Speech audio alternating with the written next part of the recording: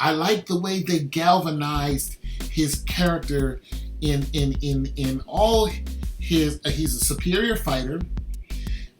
He's a forward thinker.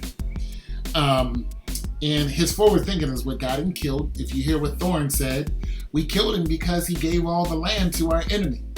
Of course, Thorn. See, and there you have a polarizing, a polarizing situation between two leaders.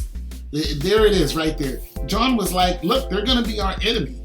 If we don't keep them alive, they're going to be fighting for the other team." Thorn was like, "To hell with that. I've given my life for the watch."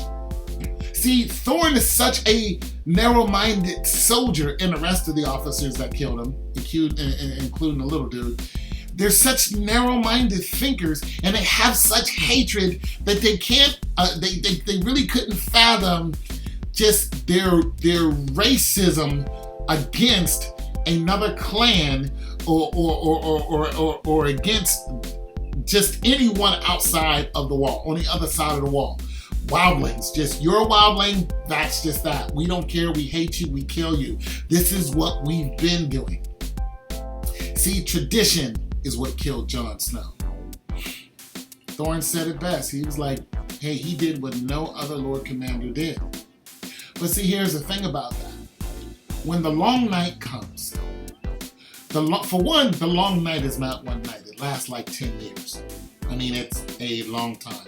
It lasts even longer than that in some cases, because the old lady said to Jon's half-brother, she said, I've seen children grow up and die in a long night, meaning they lived their whole life during the long night.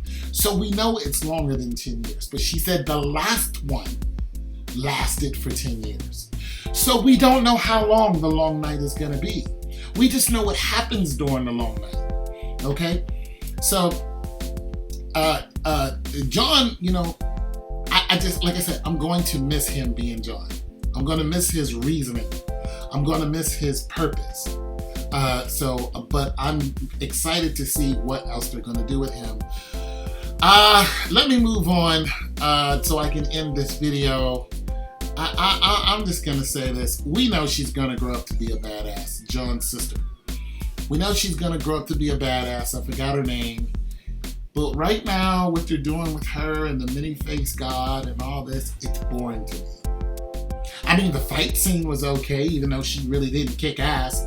It leads us up to believe that what she's going to be. Remember, she wanted to be a lord. She doesn't want to be a lady. She wants to be a woman who fights and rules. So this is what I think is going to end up happening to Arya Stark. I think in the long run, she may make it back to Winterfell, but I think just because Sophie Turner's character, Sansa, I think Sansa Stark is going to be the queen of Winterfell, and being that this is long run. I think that when Arya gets it together, gets back to Winterfell, and it's taken back by the Starks, I think she's gonna leave. She's gonna either leave or hear about it and just never come back. She's just gonna travel, and she's gonna get herself a kingdom, a small kingdom somewhere else, and she's gonna be satisfied with that. But right now she's blind because she's been, she disobeyed because she's still a somebody. Now they're teaching her how to fight while she's blind. In other words, they're protecting her because the many-faced god still has a use for her, or else they would have killed her. They say they usually don't give somebody a second chance, and it won't be a third. Okay, so moving on. I want to talk about Elfie and I forgot what his last name is, but I want to talk about Reek and Sansa. I like the scene. I like the fact that she was scared to go into the water. I like the fact that what he said to her, hey, I seen what the dogs can do. This guy is so good at acting. Like he overshadows her when it comes to acting. And I know she's young, so on and so forth, but this dude, he really makes you feel for him. In all of his scenes, even when he was getting into it with his father, when his father hit him,